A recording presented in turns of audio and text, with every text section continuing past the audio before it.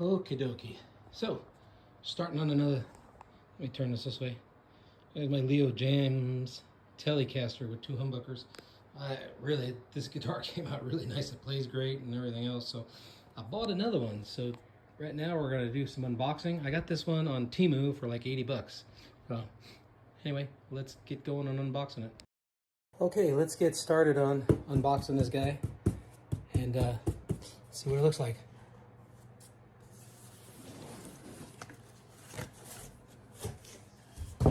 Lots of boxes inside of boxes.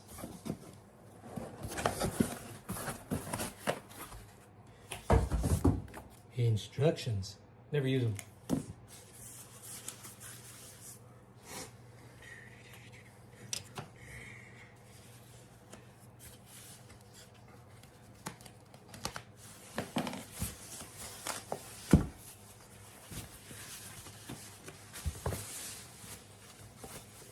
One thing I found with the Jaymz kits, they're always boxed really well.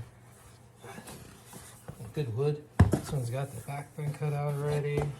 It's got a relief on the front, which I don't think my other one did. Let's take a peek at the neck.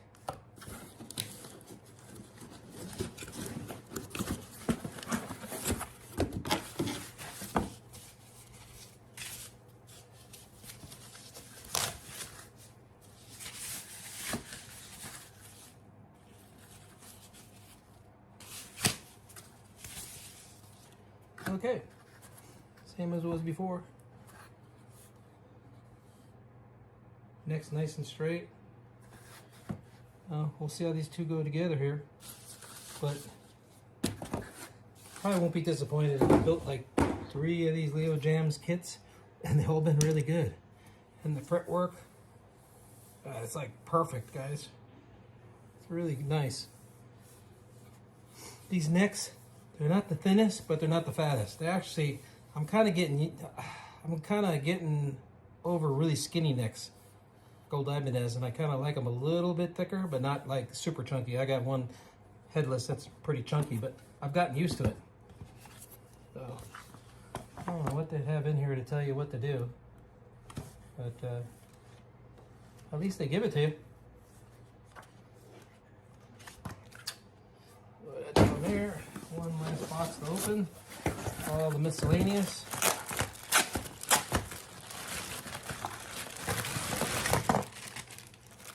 Got a strap. Wahoo! Cover plates. The cord. There's the bar. You got the strings. I do use the strings for just checking the guitar out to start with, and otherwise they go in the garbage. I might even use her pickups this time. And here's her real cheap trim. I'm going to check the measurements, and then I'm probably end up buying. Look, pretty thin. But I like to put the Wilkinson bridges in them. But anyway, that's for unboxing today. We'll get this thing together and see how she looks before I start doing any work to it. So let's see how tight this neck is. Yeah, it's a good snug fit. So we'll just flip this guy over and screw it together for now, and we'll get it set up. One thing too, never know the quality of these neck screws, so I take a bar of soap and I always wax them up a little bit.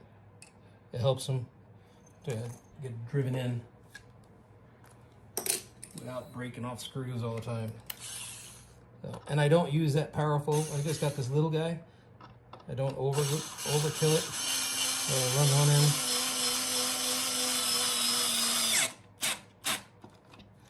in, and then I'll run the opposite one in.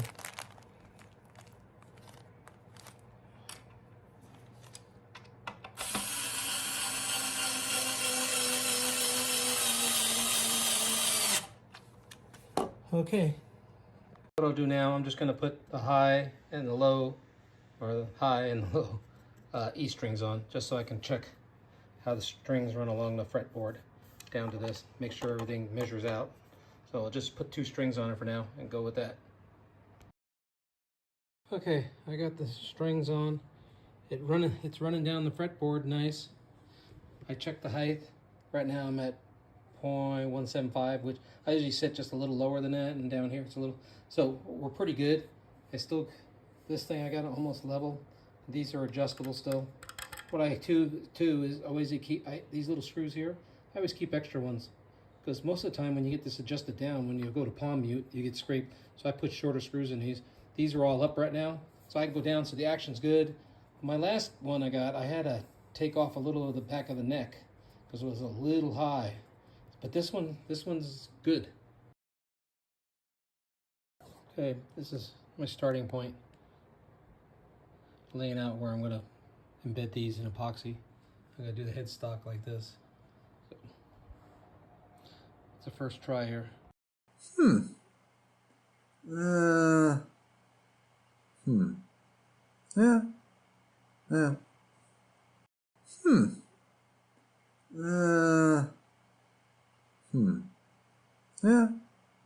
Yeah.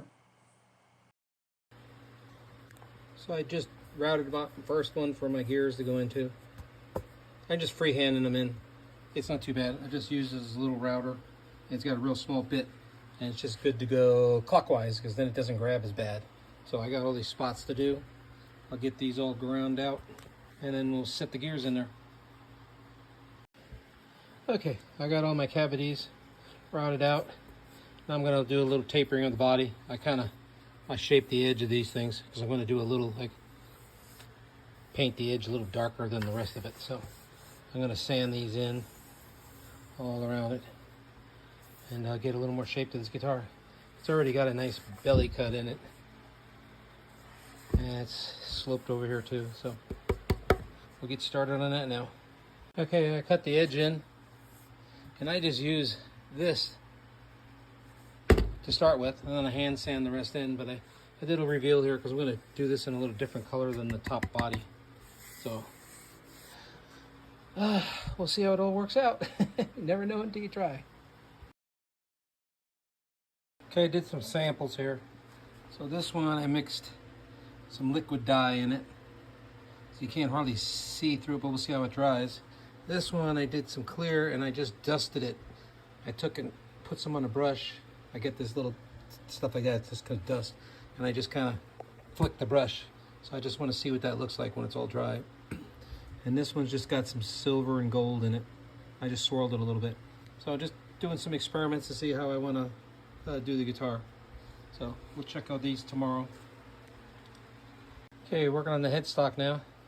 I cut that notch out for my gears, and then I'm going to shape the headstock here. I got drawn in. So we'll do that next. Okay, there's the headstock shaped. I just cut this pattern with a jigsaw, and I just sand it back in. This is going to get some gears in it, and then epoxied, and then all sanded flat. Okay, for my epoxy fill, I put a little gold and a little black tint in there. So I'm going to just see what that looks. This is just a sample. Mixed it in a cup, and I'm just sampling it to see what I think about it. Okay. Going to pour the headstock epoxy right now.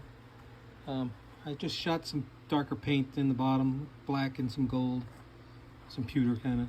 So I'm just going to fill that up, and then we'll sand her all off when it's all hardened up in a couple days. Okay, when you're doing the epoxy, just put a little bit take a hot air gun and just kind of breathe over the top. It kind of settles it up, and it gets all the air bubbles coming to the top and get out. So this epoxy here, I had a little bit of gold tint added to it, so it's settling in, and I'll just let it dry, and then I got to sand off the excess.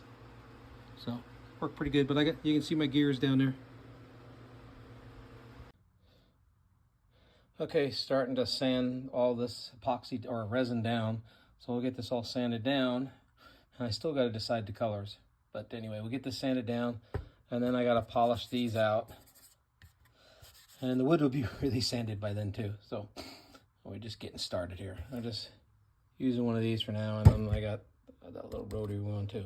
So doing 80 grit right now. Okay, I got this sanded down to about 300 grit right now. So as you can see everything now and how it's coming out. And now I got to go polish these out like you would have polished a clear coat. So I'll just run my polisher over those and then I can stain this body. So we'll get moving on it. I'll probably highlight the grain maybe with some black. I'm thinking about doing a white wash, maybe a light gray. So I think I'll highlight the grain first and then we'll go from there. Okay, I got this thing polished out. You can see right through everything now. So what I'm going to do is now I'm going to paint the cavities. I know you don't have to have humbuckers, but I'm going to do these back chambers anyway. So I'm just going to paint these black, and I do it with my mixture of the acrylic paint and graphite powder. I just mix it up, paint it in there, make my own stuff up. So.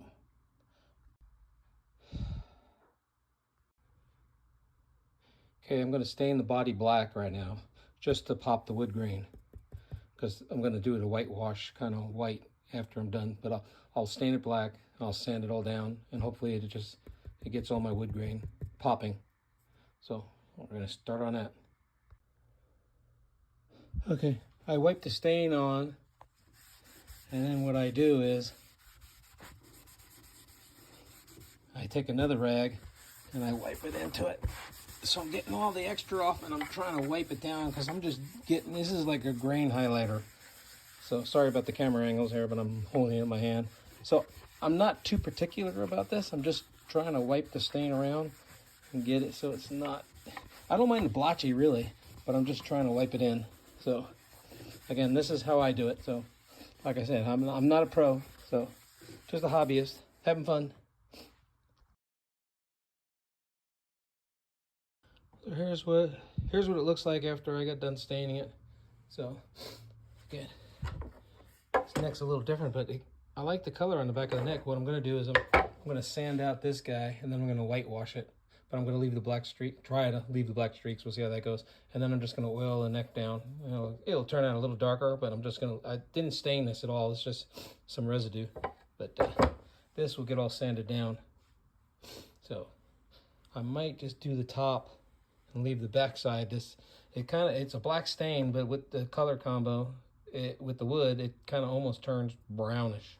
So we'll see. Okay, it's all stained black for now. This will all sand down. But there we go. So you can see my little gears.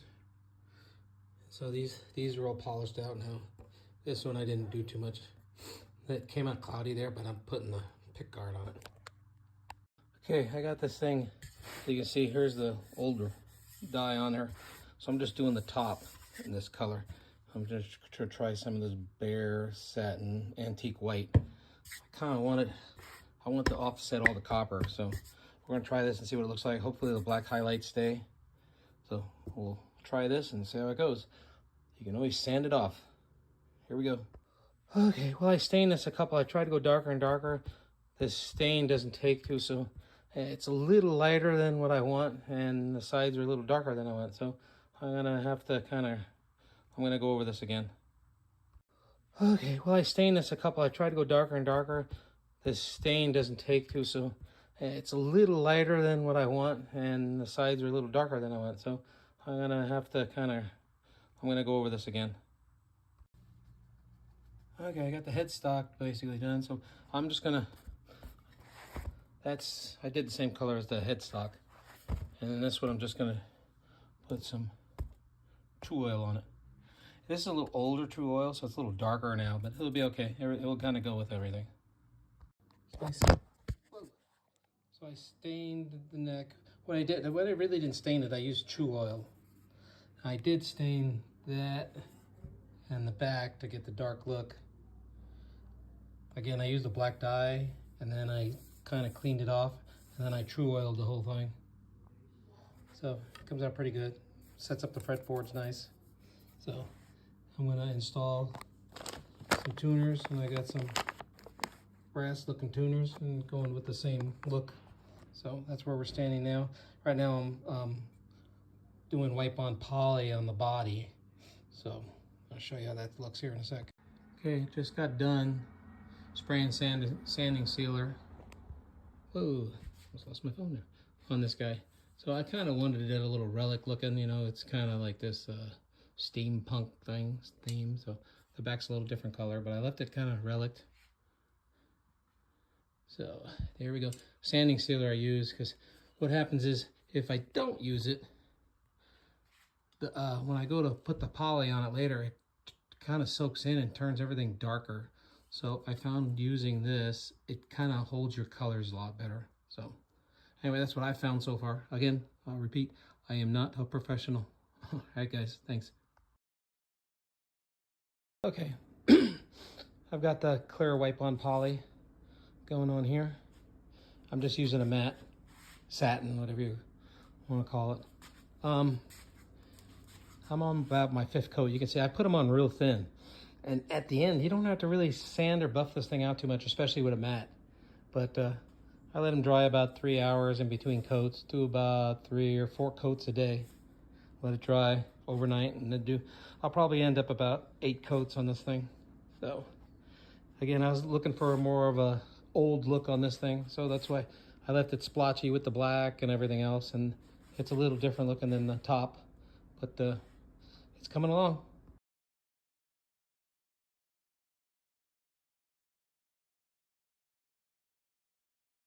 Okay, I wired this up. Now I use the Jaymz neck pickup because I don't play the neck pickup that often, so it doesn't matter to me how great it is. But I changed the bridge pickup to an Arctic AL5. It's like 17K. And so what I do is I just buy these guys, and then I can make them quick connect. I just hook up the wires because all Leo Jaymz pots come with that. So I just hook up one of these, and then I get everything's quick connect. And I don't have no problems with these little pots. I know a lot of people complain about them. I mean, they're not the smoothest pots, but I'm not sitting there twisting them back and forth all day long. So they work fine until I need a replacement. Then I just change them. But for right now, all the wiring's done basically. I just got to hook up the new bridge and go from there. So that's what we got there. I used the continuity paint in there, and I'm just going to cover the back side of the cover with copper tape, put it all together, and I'm going to string it up here. Okay, time to string her up. I just use these guys' strings. I mean, I'm not no professional. These you get on sale, and they're really cheap, and they work fine for me. I've tried other strings. I mean, are some strings a little better? Probably. Can I notice? No. So anyway, that's what I use. And I get this thing strung up and intonate it, and should be good to go. Okay, she's all strung up. And I've got it. I got it at 12th fret. I got it 175 both sides, and I got a 2 down at the 23rd fret. So, and then I got it matching the radius. Just had to do a little adjustment. Got it intonated. We'll let the string stretch a little bit in the next set, and probably do a few more little adjustments. But otherwise, it was pretty easy. I just kind of intonate them for the most part. I kind of know where to put them kind of in the stagger, so you get pretty close, so it doesn't take too long.